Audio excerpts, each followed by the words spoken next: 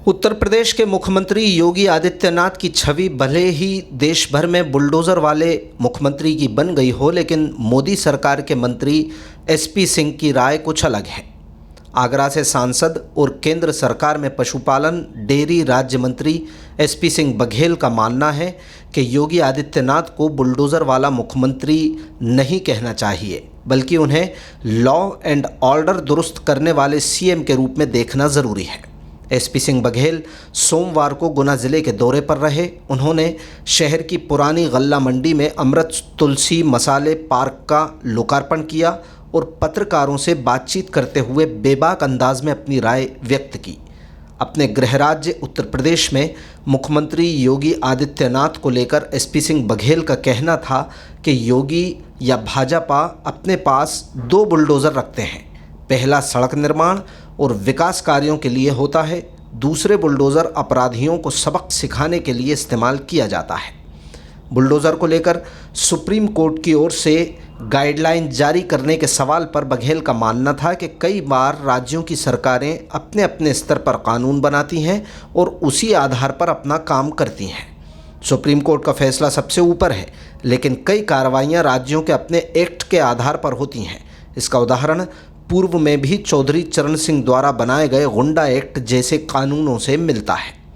गैर भाजपा शासित राज्यों द्वारा केंद्र सरकार पर राशि आवंटन अथवा विकास कार्यों में सहयोग न किए जाने के आरोपों को एसपी सिंह बघेल ने पूरी तरह से नकारा। उन्होंने अपने ही विकास का उदाहरण देते हुए बताया कि उनका मंत्रालय राज्यों की जनसंख्या के आधार पर राशि अथवा बजट आवंटित करता है।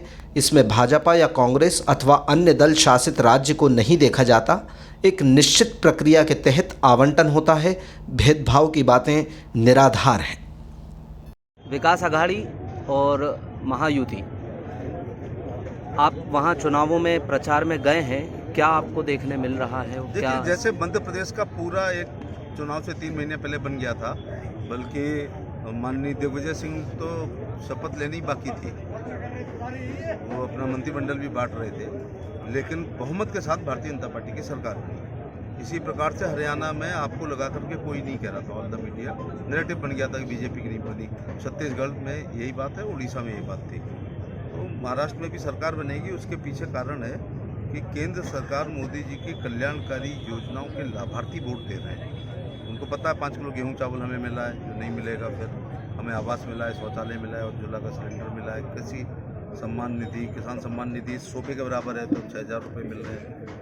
मध्य प्रदेश में 12,000 मिल रहे हैं। आयुष्मान कार्ड में इलाज हो रहा है। अब तो 70 से ऊपर के जो भी हैं उनका भी आयुष्मान 5 लाख प्रति साल होगा। 1970 की कार को अगर गुना की वर्कशॉप पे ले जाओगे तो 50 कमियाँ निकलेंगी। इसी प्रकार से 70 वर्षीय कोई व्यक्ति अगर पैथोलॉजिकल टेस्ट कराएगा तो तमाम बीमारियाँ होंगी। अब उनका इलाज हुआ करेगा 5 लाख प्रति व्यक्ति प्रति साल। तो मुझे लगता है लाभार्थी ही जो है अगर वोट करेंगे तो महाराष्ट्र में बहुमत की सरकार बनेगी। 4 सूबों में पूरी मीडिया फेल हो गई और सरकार बनी। इसी प्रकार से महाराष्ट्र में भी सरकार बनाएंगे, झारखंड में। आप यूपी से सांसद हैं और केंद्रीय मंत्री भी हैं। यूपी के मुख्यमंत्री को देश भर में बुलडोज़र वाला मुख्यमंत्री कहा जाता है और दूसरी तरफ मैं चाहता हूं कि इसमें शब्द में परिवर्तन आए। उत्तर प्रदेश के मुख्यमंत्री को लॉ एंड ऑर्डर का एक अच्छा एडमिनिस्ट्रेटर माना जाना चाहिए। उत्तर प्रदेश का ये गुप्त काल भारत का स्वर्ण युग था, तो उत्तर प्रदेश का कार्यकाल कानून और व्यवस्था का योगी आदित्यनाथ का अच्छा है। इसलिए बुलडोजर अकेला नहीं हो रहा, हम 2 बुलडोजर रखते हैं। एक बुलडोजर से सड़क और पुल बना रहे हैं, दूसरे बुलडोजर से ऐसे तमाम क्रिमिनल्स जिनका आईपीसी, सीआरपीसी, सीपीसी में विश्वास नहीं है, देश के संविधान में विश्वास नहीं है, वो गुना प्राधिकरण आगरा विकास प्राधिकरण या एलडीए का या नोएडा अथॉरिटी के नक्शों को नहीं बनाते हैं और करते हैं, और जो संबंध अवेलेबल वारंट और वारंट की चिंता नहीं करते हैं, ऐसे लोगों का तुष्टीकरण होता है।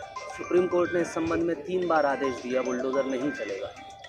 माननीय सुप्रीम कोर्ट के आदेशों से ऊपर देश की कोई सरकार नहीं है, तो जो कार्रवाई होती है वो भी राज्यों के किसी न किसी एक्ट के आधार पर होती है। स्वर्गीय चौधरी चरण सिंह ने जो गुंडा एक्ट बना के दिया था 1967 में, उसका पूरा उपयोग उन लोगों के खिलाफ हम लोग कर रहे हैं। गैंगस्टर जो उन्होंने बना के दिया था उसको हम लोग पूरा उपयोग कर रहे हैं। एनएसए कांग्रेस सरकार ने बनाया होगा, लेकिन सही कुपात्रों माने जो पात्र हैं एनएसए के, उनके ऊपर उपयोग हो रहा है। मेरा पंचायती राज, फिशरी, डेयरी और एनिमल हस्बेंड्री ये राज्य के विषय हैं। हम भारत सरकार इनको पैसा उपलब्ध कराते हैं, 14 वित्त, 15 वित्त, 16 वित्त। इसके बाद राज्य अपने नियम बनाता है, लेकिन हम जो पैसा देते हैं वो जनसंख्या और क्षेत्रफल के अनुसार देते हैं। उसमें भाजपा शासित राज्यों या गैर शासित राज्यों, पंचायत सेवकों के लिए, उनके लिए क्या वेलफेयर स्कीम करना है, कब करना है, वो मध्य प्रदेश पंचायती राज विभाग स्वतंत्र कर सकते हैं।